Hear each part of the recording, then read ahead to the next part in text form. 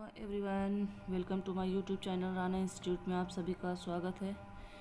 तो फिर आज हम हाजिर हैं यूपी टीजीटी आर्ट से रिलेटेड फंडामेंटल आर्ट लेकर। ठीक है, कल हमने आपको क्या समझाया था, कल क्या बताया था? हमने कल आपको बताया था संयोजन के सिद्धांत। तो आज आपको हम क्या बताएंगे, छायावृत्ति। तो ऐसा है कि कल जो हमने पढ़ाया था इसको एक बार रिविज़न करते हुए फिर आगे बढ़ते हैं। ओके, ठीक है। तो ठीक है, रिवीजन करते हैं। हमने आपको क्या बताया, संयोजन के सिद्धांत। क्या बताया? संयोजन के सिद्धांत। ये कितने प्रकार के होते हैं? 6। कितने प्रकार के? 6। संयोजन सिद्धांत में सब 6 प्रकार के क्या, पहले क्या होगा? संयोग, सामंजस्य और सामंजस्य और संतुलन। ये हो गया। अब 3 मेरे बचे, 3 ये हो गए और 3 मेरे क्या बचे? प्रभाविता। पहले लिखते हैं प्रवाह, इसमें प्रवाह में लय भी आता है। ठीक है, प्रवाह, प्रभाविता और प्रमाण। ठीक, ये हो गया आपके 6 के 6 संयोजन के सिद्धांत। अब चलते एक एक के बारे में ज़रा थोड़ा छोटा ज़रा सी जानकारी ले लेते हैं। ठीक है, ये मेरा जो सहयोग है क्या करता है? ये सहयोग जो है मेरे चित्रों को एकता को बांधे रहता है। क्या? चित्रों में जो विभिन्न तत्व होते हैं सबको एक साथ लेकर चलता है। ठीक है, एक साथ लेकर चलता है तत्वों को।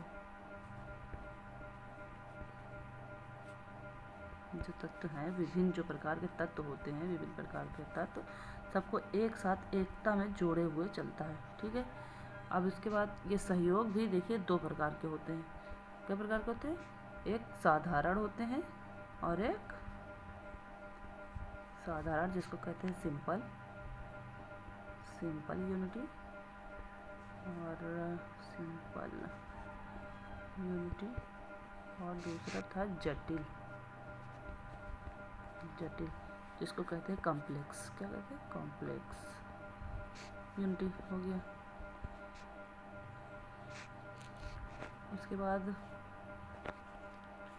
बाद आ जाता है आपका सामंजस्य। क्या आ जाता है? सामंजस्य। ये हो गया सामंजस्य। उसके बाद आपका क्या था? संतुलन। क्या था? संतुलन यानी बैलेंस, आपका बैलेंस।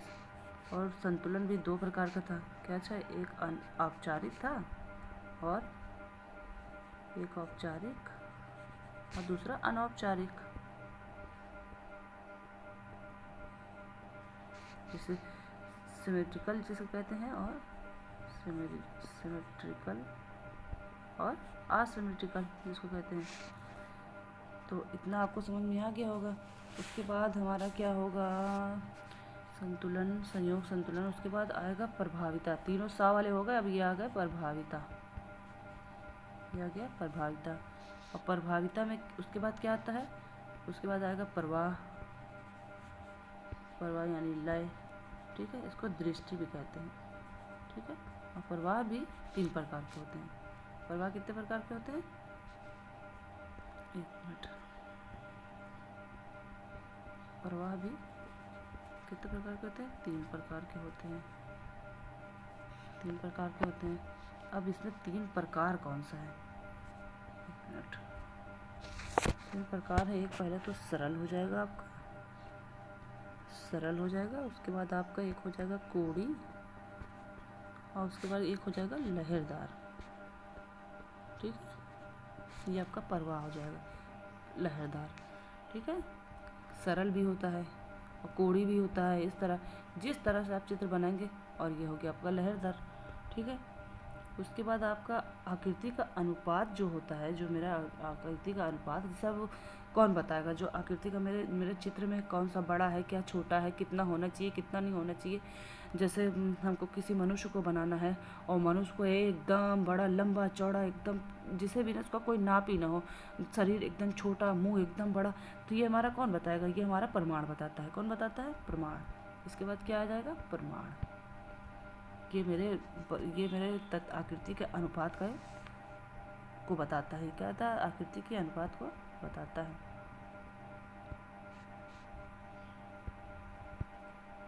अनुपात को बताता है या विभाजन करता, कुछ भी, जो भी समझ लीजिए।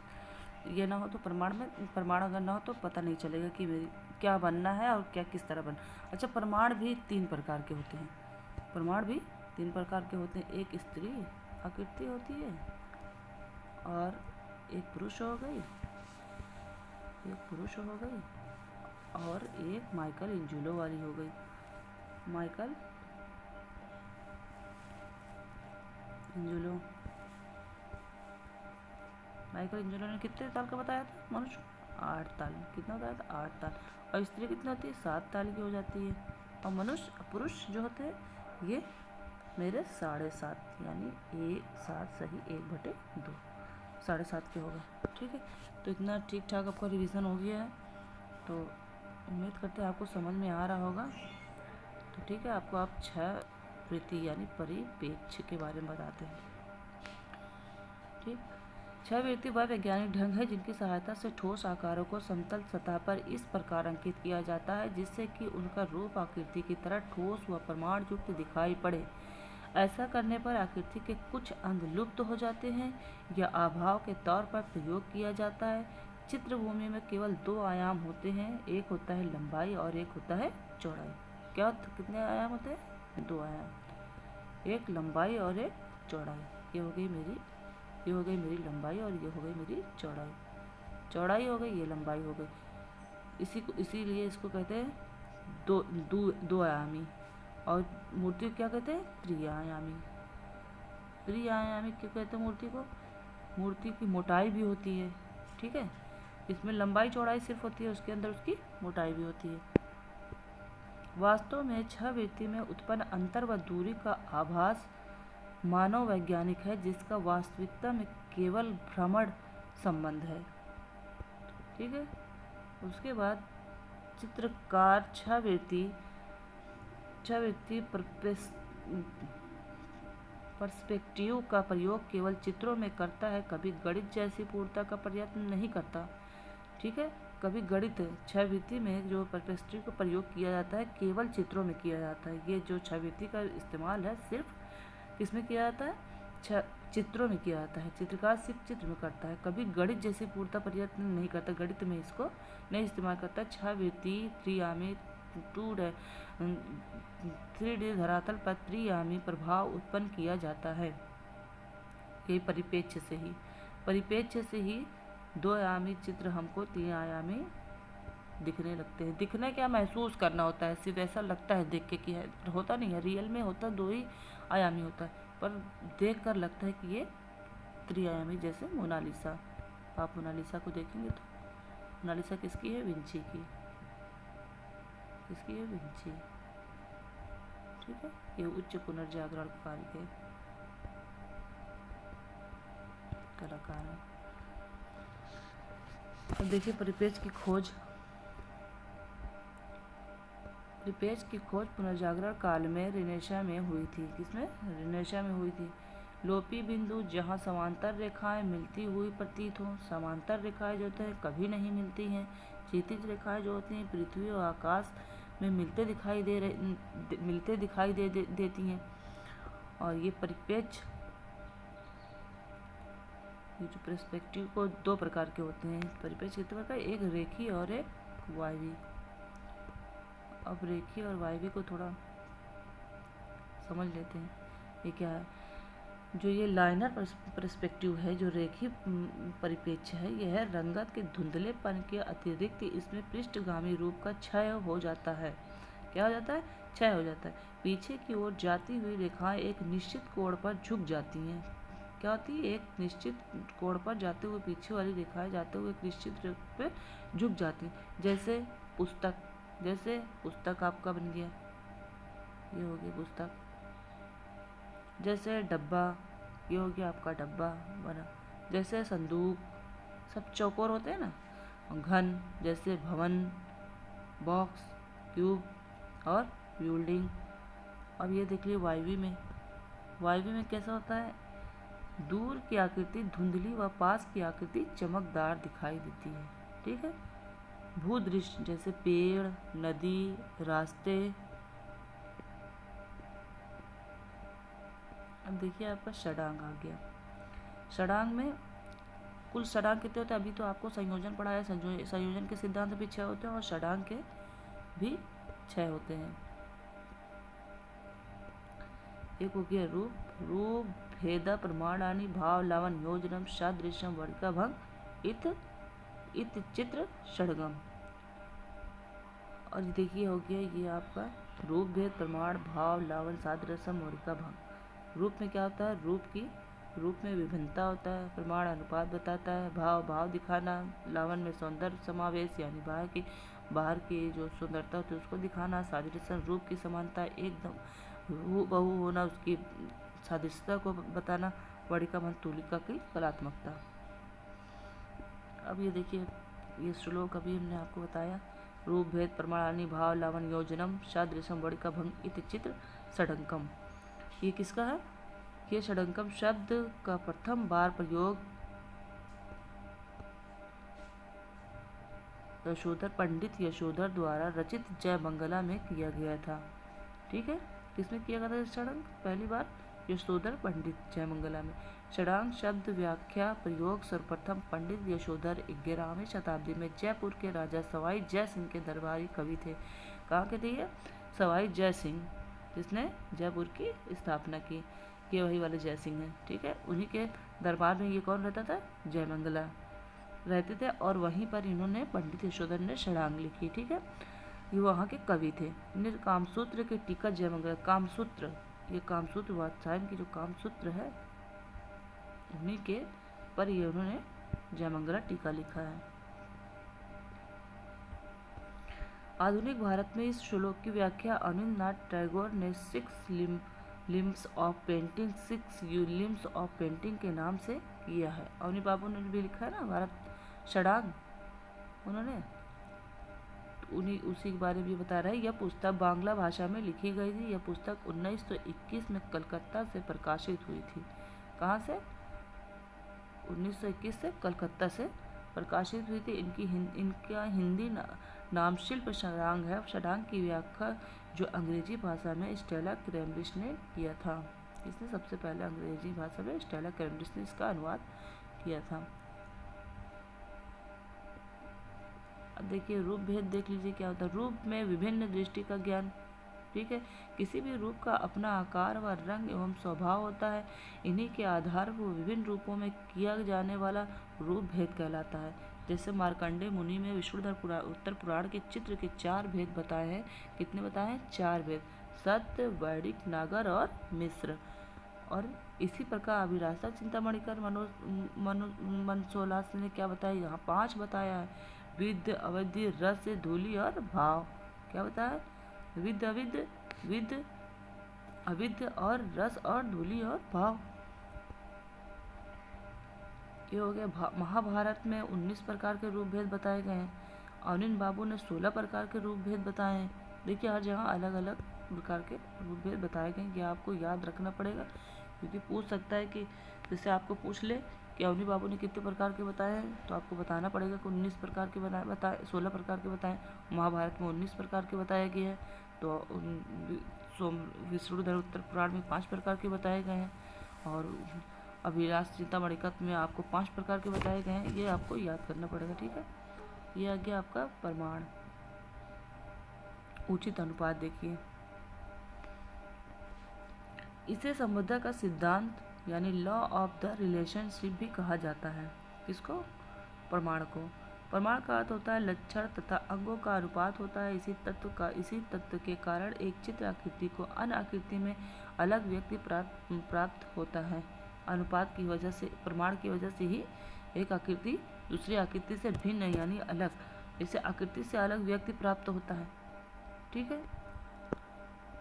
प्रमाण के अनुसार विष्णुधर्म उत्तर पुराण में 5 प्रकार के पुरुष बताए गए हैं। कितने प्रकार के? विष्णुधर्म उत्तर पुराण में ध्यान रखिएगा 5 प्रकार के बताए गए हैं।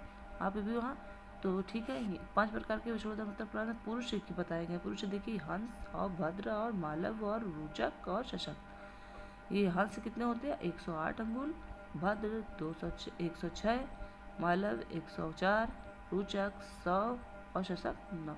ध्यान रखिए ये है 108, 8 में से 2 घटाए 6, घटाते जाइए, 2 में से 4 घटाए 6 में से 2 घटाए 4, ऐसे घटाते। अब यहाँ आपको कितना घटाना है? यहाँ तो 2 2 घटाया, 3 बार 2 2 घटाने के बाद आप रुक जाएंगे, 4 घटा देंगे, यहाँ से हो जाएगा आपका 100 रोचक। उसके बाद आप डायरेक्ट 10 घटा के सशक्त बना लेंगे। ठीक है, 1 अंगुल की मोटाई कितनी होती है? 12 अंगुल की। एक ताल जो होता है एक सिर के बराबर होता है। स्त्री 7 साल की हो गई लंबाई, पुरुष जो हो गए 7.5, और जो माइकल एंजेलो ने बताया इनकी मूर्ति जो है ये 8 ताल की है। ठीक, अब ये आ गया आपका भाव। भाव कीर्ति में हृदय का भाव को दिखाना, यानी भाव मतलब भाव कहाँ से महसूस करते हैं? हृदय से, दिल से ही तो पता चलता है इसका क्या भाव। The action feeling the Joy. अब देखिए क्या है, किसी भी चित्र अथवा दृश्य को देखकर हमारे मन में जो भावनाएं उत्पन्न होती हैं उन्हें भाव की संज्ञा दी जाती है। ठीक है,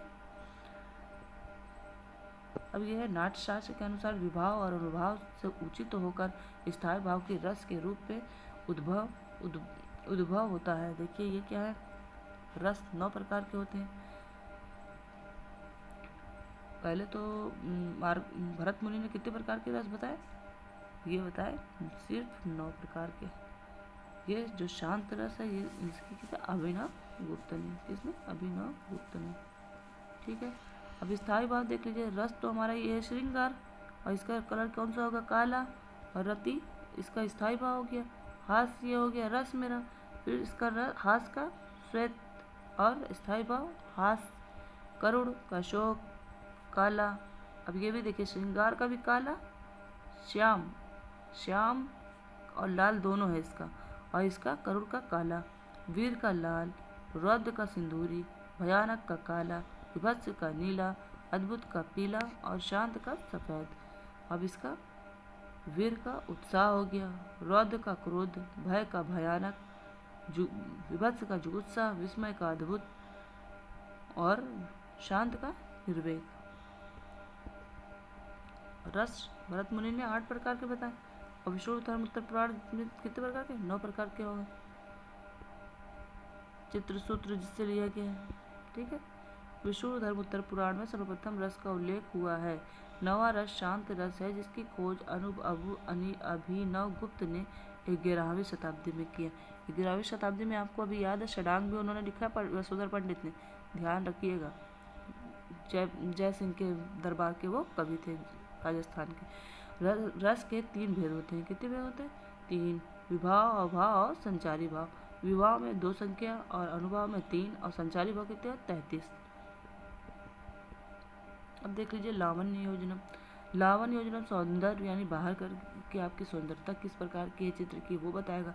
लावण्य का अर्थ होता है सुंदरता से ही है, यह बाह्य सौंदर्य का व्यंजक होता है। ठीक है, यह हो गया सादृश्य, देखे हुए रूप के समान चित्र, यानी हमने आपसे बताया सिमिलरिटी देखिए दिया, जैसे हूबहू वस्तु जैसी प्रतीत होती है अथवा जैसे मनुष्य को दिखाई देती है। सादृश्य अंतर्गत जिसे आप एग्जाम्पल ले लीजिए यथार्थवाद। ठीक है, हूबहू। अब सादृश्य कितने प्रकार के होते हैं? 2 प्रकार के होते हैं, एक रूपगत एक भावगत। रूपों के समान चित्रित करना ये रूपगत हो गया, और भाव के समान चित्रित करना ये भावगत हो गया। और विष्णुधर्म उत्तर पुराण में सादृश्य को प्रमुख अंग माना गया है। किसको? प्रमुख अंग सादृश्य को माना गया है। ठीक है, चित्त सादृश्य कवि प्राधान्य पर कीर्तन। शिल्प शास्त्रों में सादृश्य के उदाहरण निम्न प्रकार में बताया गया है। मुखाकृति होता है अंडाकार या गोलाकार, नासिका जो होती है शुक्र या शंकु के समान, ललाट जो होता है धनुषाकार, और अंगुलियां जो होती हैं समफली के सेम फली के आकार समान। सेम फली यानी एक प्रकार की सब्जी होती है, सेब मटर हरी मटर की तरह होती है सेम, उसी तरह इनकी फली की तरह उनकी अंगुलियां होती थी।